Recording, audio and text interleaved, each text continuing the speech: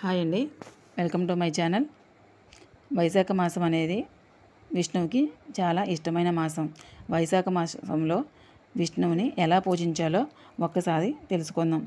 వైశాఖ మాసం వచ్చిందంటే అది మన జీవితంలో ఒక పవిత్రమైన అవకాశం లాంటిది. ఈ మాసంలో మనం శ్రీ మహావిష్ణువుని పూజిస్తే పాపాలు తొలగిపోతాయి, జీవితంలో శాంతి సంతోషం వస్తుంది. మరి ఈ మాసంలో విష్ణువుని సరళంగా మన ఇంట్లోనే ఎలా పూజించాలో ఇప్పుడే తెలుసుకుందాం. ప్రతిరోజు స్నానం చేయండి. ఇంట్లోనే అయినా సరే ఒక గ్లాసు నీటిలో తులసి ఆకులు వేసి శిరస్సుకు పోసుకోండి. ఇది గంగా స్నానంగా మనం చెప్పుకోవచ్చు. మీ ఇంట్లో ఉన్న విష్ణు ఫోటో ముందు దీపం వెలిగించండి. పసుపు కుంకుమ పెట్టండి. తులసి దళం ఉంచండి. ఇది శ్రీ విష్ణువుకి చాలా ఇష్టమైనది.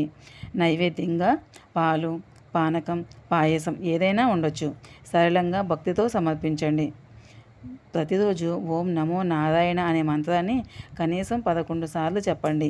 మీ దగ్గర టైం ఉంటే విష్ణు సహస్రనామం కొన్ని పేర్లు చదవండి. తులసి మొక్క చుట్టూ 3 ప్రదక్షిణాలు చేయండి. చిన్న మనసుతో హరే రామ హరే కృష్ణ అని జపించండి. ఇది భగవంతునికి ఎంతో ఇష్టం.